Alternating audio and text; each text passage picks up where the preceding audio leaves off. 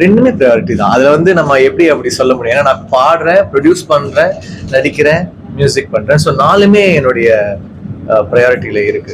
இப்போ நிறைய படங்கள் வருது, பட் எல்லா படங்களும் சக்சஸ் ஆகுது அப்படின்னா நிச்சயமா இல்லை. அதுக்கு ஸ்டார் வேல்யூ இப்போ ஓட்டிக்கூடிய அந்த ப்ரையாரிட்டியும் ரொம்ப கம்மியாயிட்டு வருது அப்படிங்கிற கமெண்ட்ஸ்லாம் வருது. ஸோ இப்போ எல்லா படங்களுக்கும் ஸ்டார் வேல்யூ வேணும் அப்படிங்கிறதும் நீங்க அந்த விஷயங்களை, அதாவது எப்படின்னா அந்த படம் சக்சஸ் ஆகும் அப்படிங்கிறது கம்பல்சரி ஆயிடுச்சு. ஸ்டாரா நீங்க அந்த படங்களை எப்படி அப்ரோச் பண்ணுங்க? நம்ம எல்லா படம் ஆரம்பிக்கும் போதும் ஒர்க் அவுட் ஆகணும்னு தான் நம்ம பண்றோம். நம்ம ஒரு படம் ஆரம்பிக்கும் போது இது ஓடாதுன்னு நம்ம ஆரம்பிக்க மாட்டோம். எல்லா படமும் நம்ம ஆரம்பிக்கிறோம். இப்ப சில படங்கள் ரொம்ப நல்லா போகுது. இப்ப ஹாப்பிராஜ் எனக்கு ரொம்ப நல்லா போச்சு, மியூசிக்கா யூத் எனக்கு ரொம்ப நல்லா போச்சு, இந்த மார்ச் வந்து ரொம்ப நல்லாவே எனக்கு போச்சு. ஸோ அது நம்ம சம்டைம்ஸ் நல்லா போகும், சம்டைம்ஸ் நல்லா போகாது. அது நம்ம யோசிக்க கூடாது. அது இது கமர்ஷியலா போகும், இது கமர்ஷியலா போகாது. நான் ரொம்ப அப்படி ஒர்க் பண்ண முடியாது. நான் ஒரு பேஷனுக்காக சினிமாக்கு வந்திருக்கேன். அப்போ நான் 100% போடுவேன். ஆடியன்ஸ் அவங்களுக்கு அது பிடிச்சதுன்னா அது ஹிட் ஆகுது, ஆடியன்ஸ்க்கு அது பிடிக்கலன்னா போவாது. இந்த வாட்டி இந்த 2 படமே நல்லா போயிடுச்சு எனக்கு. சரி, இப்போ நிறைய இன்ஃப்ளூயன்ஸ் வந்தாங்க. நீங்கெல்லாம் வந்து இந்த இடத்துக்கு வரதுக்கு ஆரம்பத்துல இருந்து தயாரா நிறைய இன்னைக்கு இந்த இடங்கிறது ஒவ்வொரு நாளும் போட்ட உழைப்போட இடம் தான் இந்த இடம். இன்னைக்கு இன்ஃப்ளூயன்சர்ஸ் அப்புறம் மற்றவங்கலாம் வந்து ரொம்ப ஈஸியா அந்த இடத்த பிடிச்சிடாங்க அப்படிங்கிற கமெண்ட்ஸ் இருக்கு. இது மூலமா நான் ஏன் கேட்கறேன்னா, நிறைய ரியல் டேலண்ட்ஸ் இருக்காங்க, அவங்களுக்கான ஆப்பர்ச்சுனிட்டி வந்து மறுக்கப்படுது அப்படிங்கிற ஒரு விஷயம். அப்படி கிடையாது. இன்னைக்கு சோசியல் மீடியா இருக்கும்போது ஒன்றும் இல்லை. இப்போ ஒரு நாதஸ்வரம் பிளேயர் ரொம்ப நல்லா ஒரு பிட் ஒன்று வாசிச்சாங்கன்னா, அந்த ஒரு மொமெண்ட்ல வைரல் ஆயிட்டாங்கன்னா எல்லாருக்கும் அவங்கள உலகம் பூரா தெரியுது.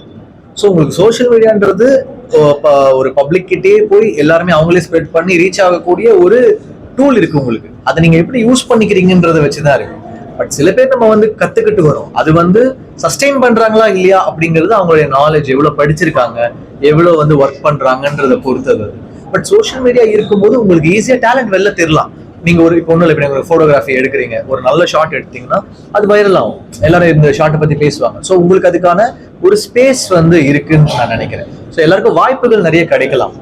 அதை அவங்க தக்க வச்சுக்கிறாங்களான்றது வந்து அது வந்து நம்ம வெயிட் பண்ணி பார்க்கணும். சார் ஒப்பீனியன் 4ஆம் தேதி தெரிஞ்சிடும். 4ஆம் தேதிக்கு வரைக்கும் வெயிட் பண்ணுங்க. நானும் உங்களை மாதிரி தான் ஓட் பண்ணிருக்கேன். என்ன வரப்போகுதுன்னு எனக்கும் தெரியாது. மக்கள் என்ன டிசைட் பண்றாங்க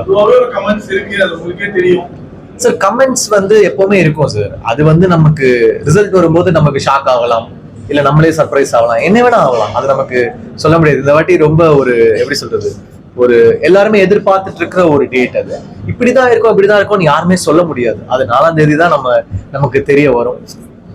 அந்த விமர்சனத்தை எப்படி சார் பாக்குறீங்க? அதாவது ஒரு ஆக்டரோ ஒரு டைரக்டரோ அரசியல்ல வந்து அனுபவமே இல்லாம திடீர்னு ஒரு 2-3 வருஷத்துல நான் ஒர்க் அவுட் பண்ணி அதை வந்து எடுத்துக்கலாம் அப்படின்னு சார், அது காலம் தான் சார் பதில் சொல்லும். நம்ம இங்க வண்டர்லாவோட லான்ச்சுக்கு வந்துருக்கோம், அதை பத்தி பேசுவோம். அடுத்த பிரஸ் மீட்ல இன்னும் டீடைல்டா போவோம். ஸோ இந்த டீமுக்கு என்னுடைய வாழ்த்துக்கள். அவங்க ரொம்ப லைக் சேஃப்டிக்குமே ரொம்ப செலவு பண்றாங்க. அந்த மொத்தமா ஒரு இனோவேஷனா ஒர்க் பண்ணிருக்காங்க. அவங்களுக்கு என்னுடைய வாழ்த்துக்கள். ஸோ கண்டிப்பா இது சேஃபா இருக்கும் நானும் நம்புறேன்.